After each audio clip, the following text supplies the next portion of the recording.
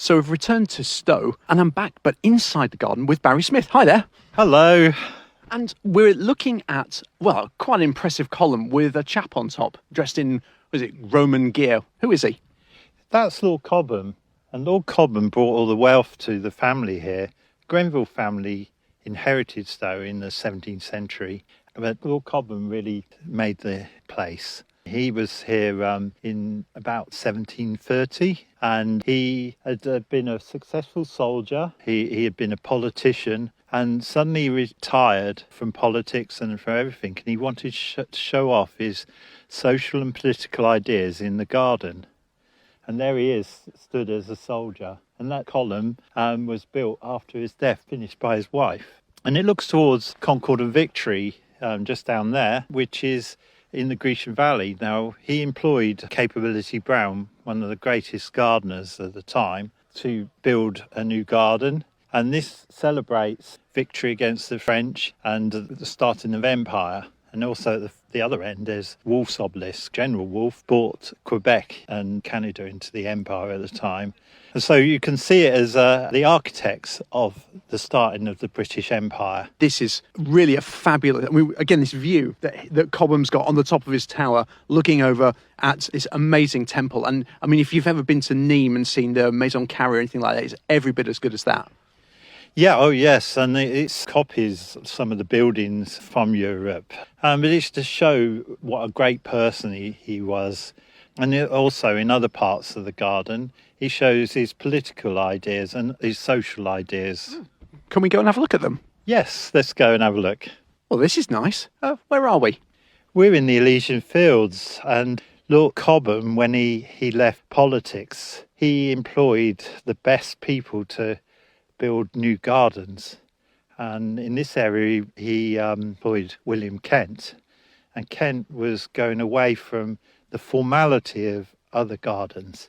And Cobham was trying to put his political ideas into a garden in this area. It's called the Elysian Fields, and at the top end you have Tartarus, the underworld, where you paid the ferryman to take you to your final resting place in Greek mythology. And that's where we got the British worthies down there. The British worthies are all the people that he thought great and had done great things. So they're represented down there, and he obviously hoped to be one of them. But he also put a bit of fun into this as well.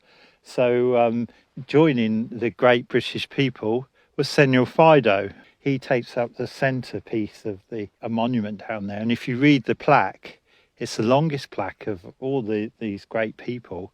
And you read the plaque and you realise he's talking about his pet dog of Italian extraction, a greyhound. And they look up to the great Greeks up here. And then you've got Homer, Socrates, Lycurgus and Epaminondas, the great Greeks of the ancient world. So the British worthies look up to them.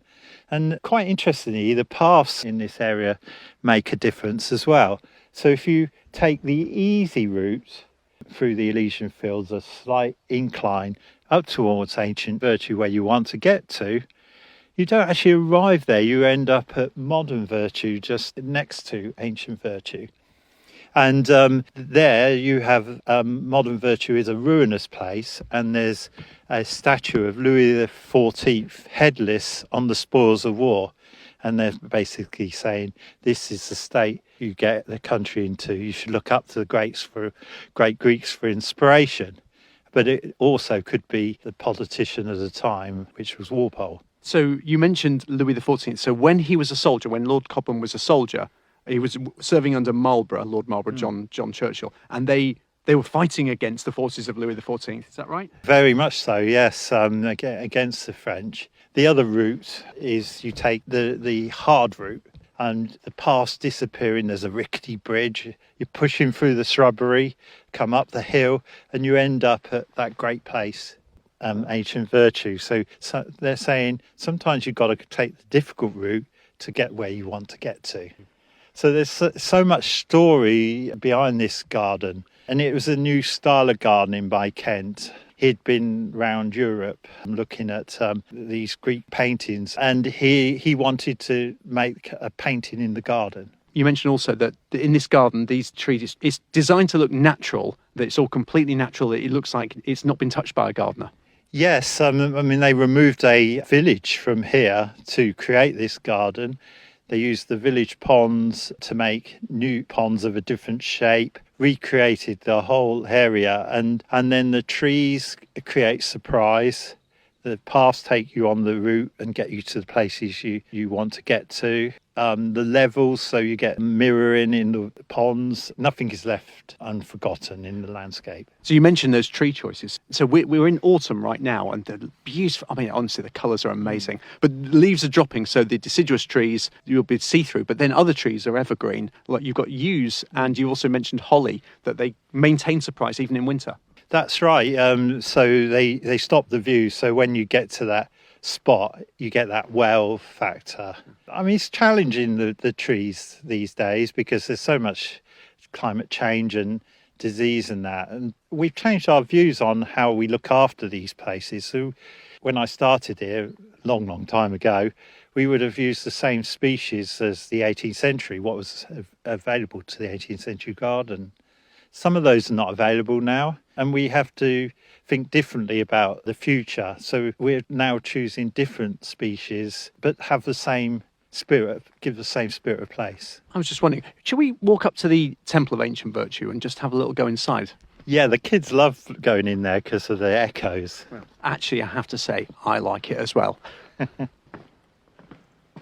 Oh, wow. Yeah, it's quite a place, isn't it? Yeah.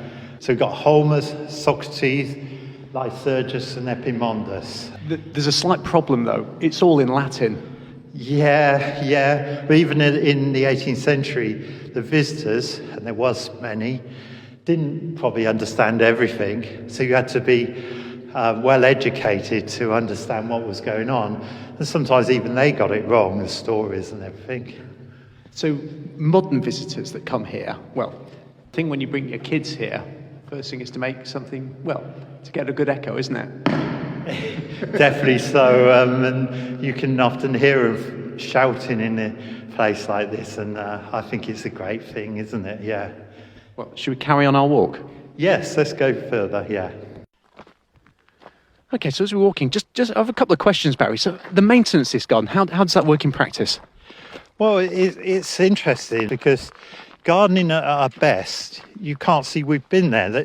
We want to produce something that's natural, looks natural. So we have to think really carefully about where we mow and how we do things to get that natural appearance. And do volunteers help? Oh, incredibly so. We couldn't do it without volunteers. It's such a big place, 1,500 acres. Hundreds of volunteers help us. Oh, just trying to work out which way we're going. Hang on a sec. Okay. Well, this is spectacular. Yeah, we're stood right in what's called the south front. And we've got the mansion at that end, and at that end we've got the Corinthian Arch. But the garden has developed. There's loads and loads of layers here at Stone. It followed the wealth and developed because of the wealth of the family and Lord Cobham. So in the first place, there was a much smaller house here and 3 parterres, very formal areas, and a tight avenue down to an octagon lake with a guglio, a fountain that guggles, not spurts, in the middle of there, and then some lake pavilions much closer than the present ones there. And that was Charles Bridgman, who was a royal gardener, and he did the first garden, a very formal garden at Stowe. And then there's this escape from that formality that came about with Capability Brown and Kent. Brown done some work here to level the parterres, and they built a much bigger house, got rid of the avenue, made an informal lake which represents the River Ouse, really. So you should see it as the lakes here, are 14 of them, as a river, not a lake. It's an illusion. They put the lake pavilions further apart, built the Corinthian Arch to replace Buckingham Church on the horizon, and this becomes your passage through life, your narrow passage through life, going to heaven through the pearly gates, which is the Corinthian Arch.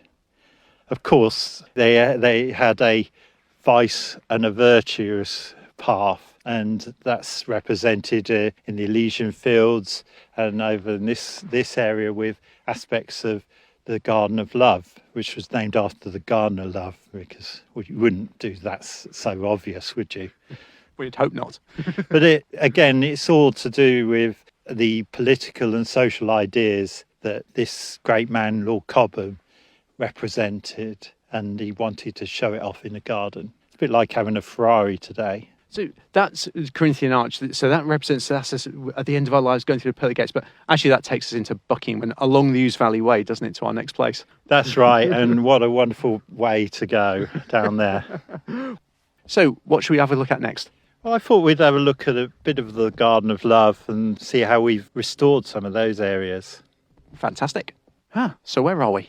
We're in the sleeping parlour, which is part of the Garden of Love, and it was built by Charles Bridgman as part of the formal garden, and then through the 18th century it became more natural. They changed the design but kept all the paths, the grass paths here, and in this centre chamber where we're stood in, there's the sleeping parlour.